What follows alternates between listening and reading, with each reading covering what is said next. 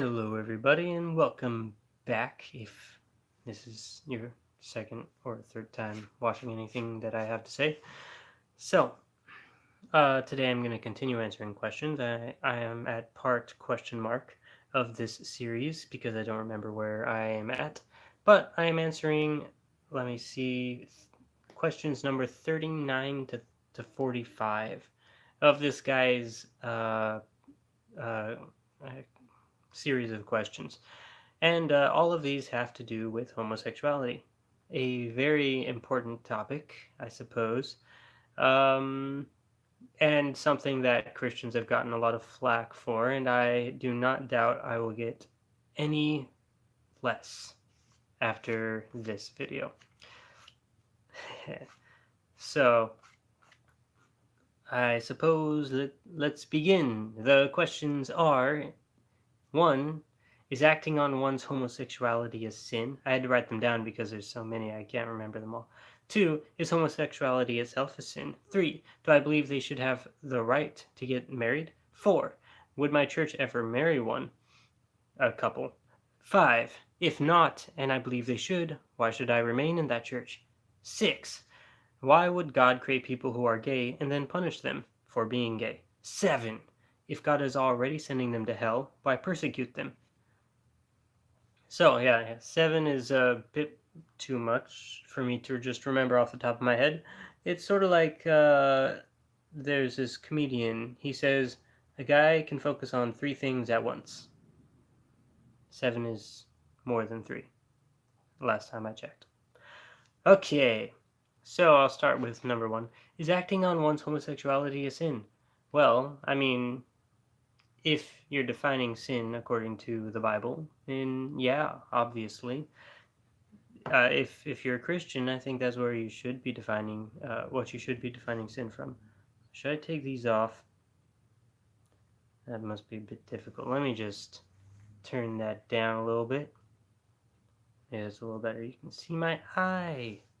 Okay, sort of. So yeah, if you are a Christian, I believe that's where you should be basing your morality from, is the Bible, of course. It's like the constitution of morality from the Christian perspective. And this means, of course, that we begin with the Bible, and that's sort of where we get our basis, and then everything else sort of is extrapolated out of that. And this means, we have the capacity to start saying things like, not only is sex before marriage a sin, but a bunch of other stuff is sin. Like, how do you even define sex? And that's actually a question that was raised, I think, in the 80s. This is where the whole situation with anal came from. It's like, sex is only when you penetrate one of the orifices. It is not necessarily sex when it is the other orifices, and and it, and so then they started finding other ways to have sex, just to get away from the, I guess, the old definition of sex, and then and that's, then they labeled it sex anyway, and it became sex. It became part of the definition, which defeats the purpose in the first place. And I think the church had then sort of stepped in and was like, no, that anal is also sex, oral is also sex. You can't just, yeah, I don't know. I don't know how the church sort of defines it, but it seems to be the definition is more about the the I don't know the definition really, because it's not just the intercourse that is regarded as sex, and then you have. I digress. I digress. Maybe this is a topic for a different video sometime in the future, in the far future. Secondly, is the exact same thing. Is homosexuality itself a sin? Actually, this is a difference between, is adultery a sin, or is lusting after your neighbor's wife a sin? Because they're slightly different. One is you're actually having that sexual act with your neighbor's wife, and the second one is you are fantasizing about it, or you're just desiring it, because lust just means really desire. It's actually used many times in a positive sense in the Old and New Testament, where all it means is desire, and that's literally what it means. So, uh, it turned off. So yeah, that's the difference between those two of them.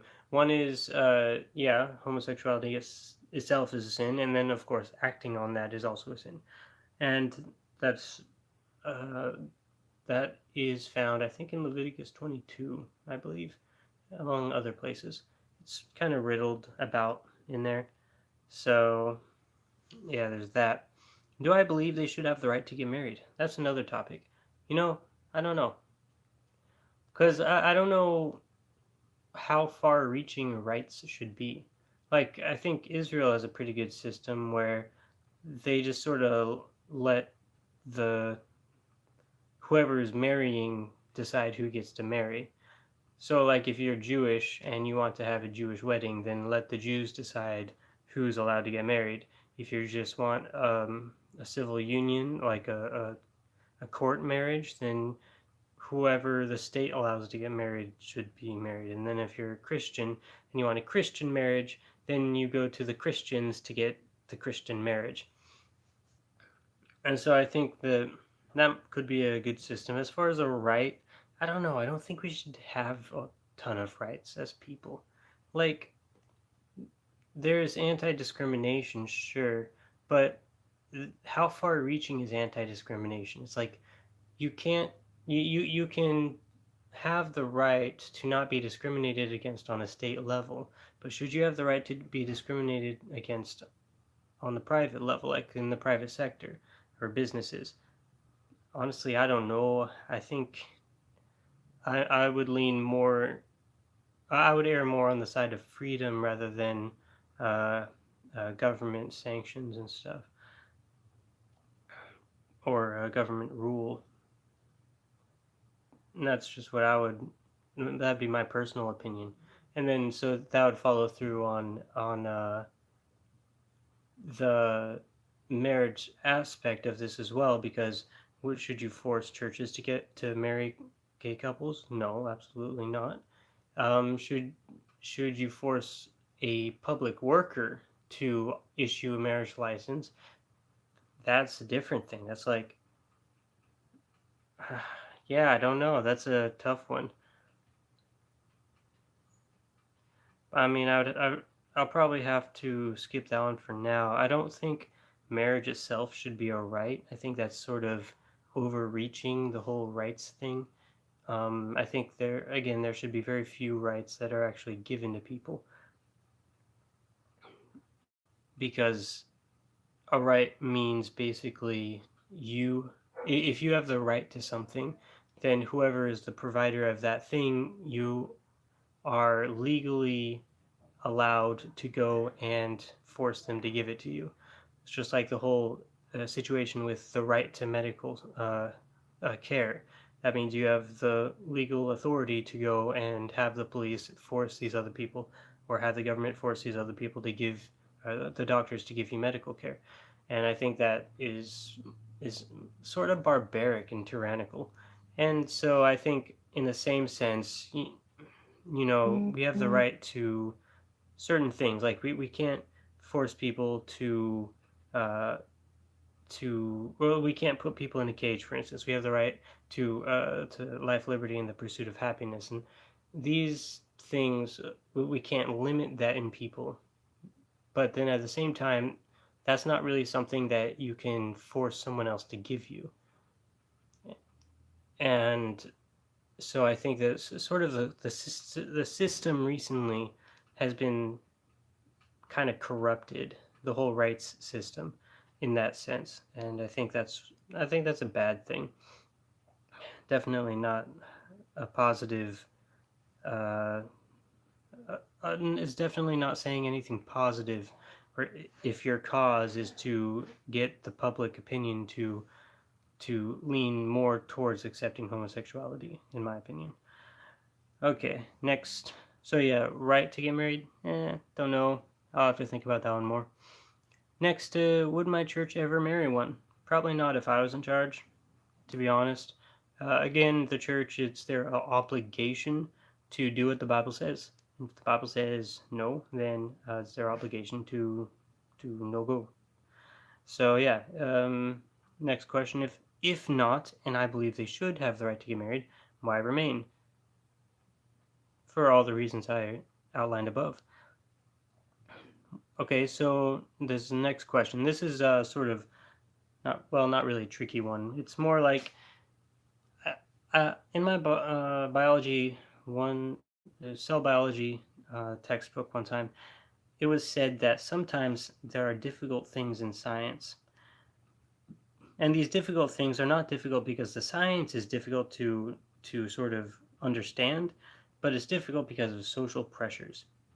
And of course, this was talking about abortion.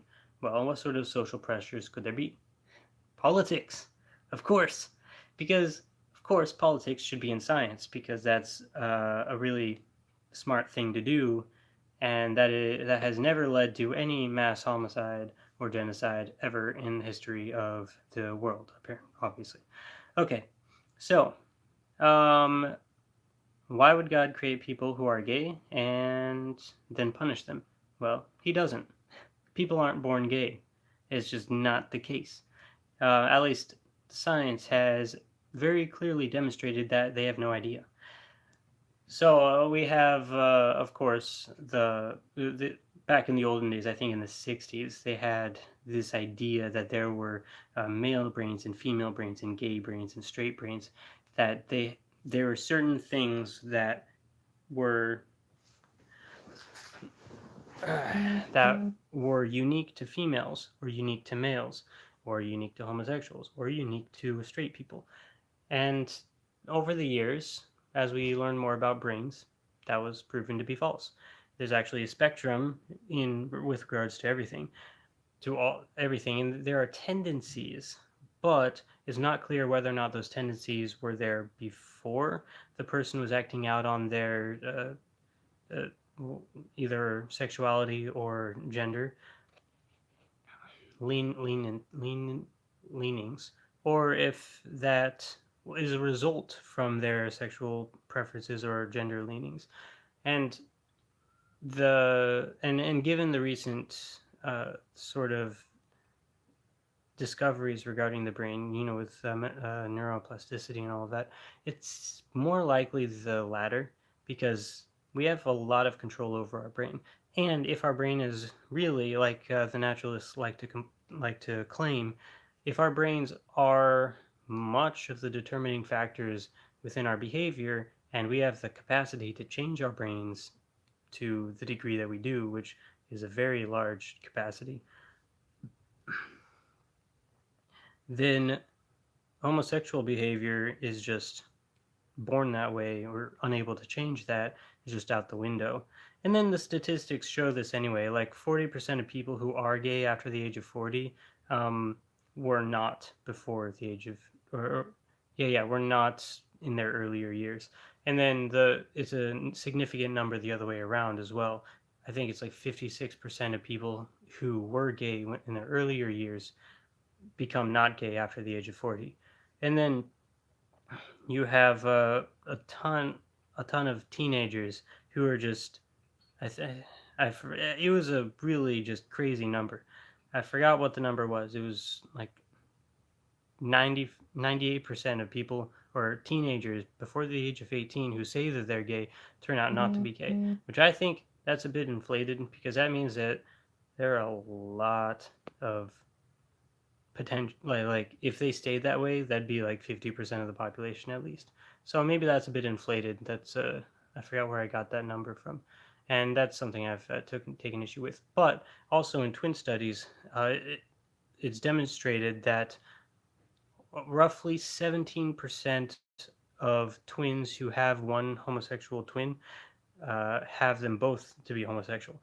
And that means if it's part of your DNA and they have identical DNA, roughly speaking, then they should both way more often than not be gay. But they're not. And that's another issue. So it's not really in your, but so the genes do play a little bit of a role though, because that's significantly higher than the 2% of the population that is homosexual, that is gay. And I know there are very varying numbers, but it's anywhere between 2 to 10%. And I think 10% is from like the 60s in a very questionable study. The 2% are from more recent polls. So I lean towards the 2%. But even if it is 10%, 17% is almost twice that. And so that means that there is some sort of genetic thing going on there a little bit, but it's very possible. And then for us to overcome genes anyway, we have the new sort of research into epigenetics as well that it has been teaching us that we're able, like if someone is alcoholic and they decide that they don't want to be an alcoholic anymore, they overcome that, then their children will actually not be prone to alcoholism. On the other hand, if they are susceptible to that and they allow themselves to be overtaken by it over the period of their lifetime and they never, or at least then they have kids and they are still in that lifestyle, then their kids will be more susceptible to that. So these genes that are passed down are actually, we can change them and then we can activate or deactivate them. And I think that's probably the case for the homosexual. If there's a gene that correlates with homosexuality, then it's probably the case that the same principle applies. You're able to sort of change that over the course of your lifetime. And then if you do have children, that child may have that gene, but it will be suppressed unintentionally or with no intention on the child's part, of course. So you have that. And so, I mean, given plus, kids don't even think about sex until the age of like 10 at the early. I remember I had my first real, not even 10, it was more like 11. I had my first real sexual urges when I was 11. And so that's sort of how that started. And I know the psychological research on this puts the earliest date to like 5, I believe. So, I mean, if a kid doesn't even have any sort of sexual identity or orientation until they're 5, I don't know. It's just, you can't really say that they're born in that way. Plus, regarding all the other stuff that I said, I haven't found any sort of data that would suggest with any more weight than the data that I have already that they are born that way. And so what does that mean? Well, that means, you know, a lot of people, they are trapped in something that the entire culture is telling them they are permanently trapped in. I think that's not a good thing. I think that's a bad thing, actually. If the entire culture were telling women that they should stay in the kitchen, and women are, of course, wanting to break out of that, that's an oppressive system. And I don't know if homosexuals are wanting to break out of it. But either way, if you are forcing them into that situation and you're socializing them to the degree that they are unable to break out of it, whether they want to or not, and not giving them that freedom, I think that's an immoral thing to do. But that's just me. So, why does God punish them? Well, there are people called sex addicts, right? God punishes those people just because they are manic adulterers, for instance. Those people will be punished. Okay, what about alcoholics or drug addicts? Yeah, those people will also be punished. So, you know, in terms of addiction, I still need to do a lot more research on that. I've just started my psychological training, so I want to do more research on that before I say anything detrimental in that area. Um, but yeah, sin is sin, and it's already been shown that uh, in terms of desires, we all have desires that are sort of not good. And it's not like homosexuality is anything real special. I mean, as far as I'm aware, every guy I know has some sort of uh, deviant sexual desires to one degree or another that are like directly against the Bible, and they suppress those desires. They just don't act on them, and they find some other ways, a more biblical way to fulfill those, like getting married and doing it the right way. And so, I mean, it's like, why is homosexuality anything special? That just means you are attracted to someone that you shouldn't be attracted to. It's the same thing with a guy who is married and attracted to another woman, or a woman is attracted to another guy, or a guy who is attracted to like his sister or little girls or something. It's all bad, and we shouldn't be celebrating that sort of behavior. We should just be helping them to seek help. So yeah, there's that. Um, as far as God punishing them, I'm not sure they're going to be punished any more than the general population, homosexuals. I mean, I think, and then at the same time, it's very possible for them to be saved, and if they are saved, then of course they'd be expected to stop doing what they're doing that's wrong. But again, if the culture is telling them that that's impossible, that's sort of a bad thing. Really, it's not impossible, and it's very like any I would say any homosexual. It's just like any guy that's addicted to porn. They can get out of it. It's it takes a lot. It's not like just a choice, but it's possible, and it takes a long struggle. It's difficult. It it requires a ton of self control, but with God's help, we can do it. Okay, next. If God is already sending them to hell, why persecute them? Yeah, no, I agree. I don't think we should.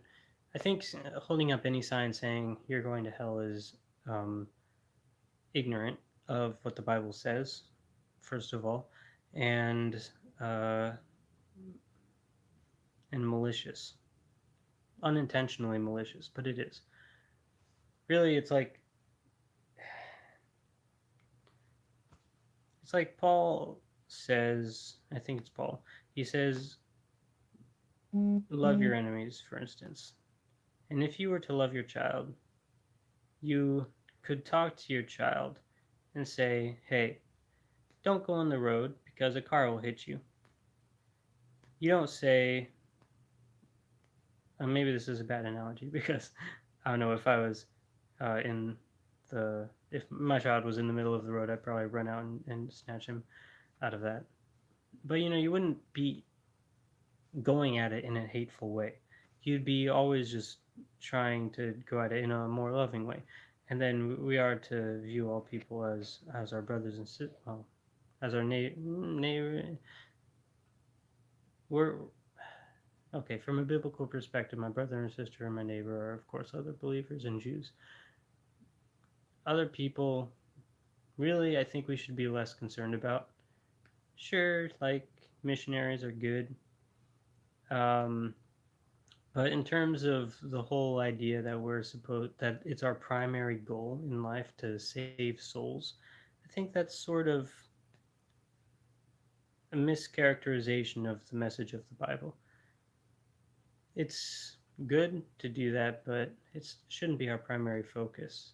More, we should focus uh, on social innovations like building schools, hospitals, promoting the well-being of all humanity. These are the things that we are called to do. Those are things that are literally commanded for us to do in the Bible.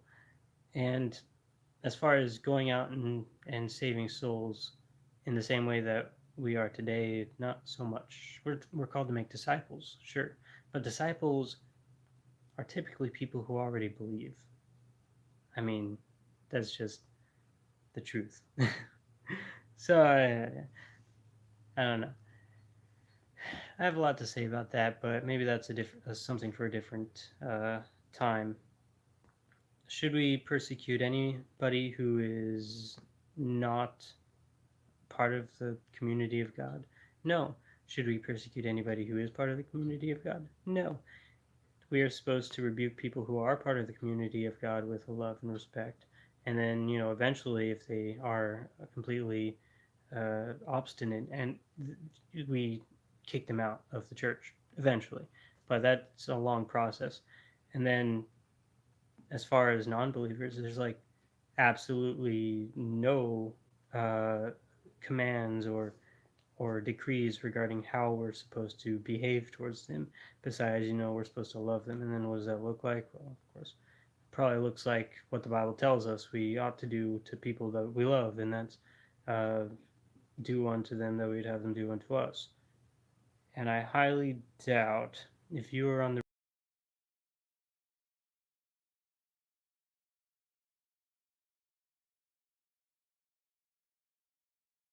repent.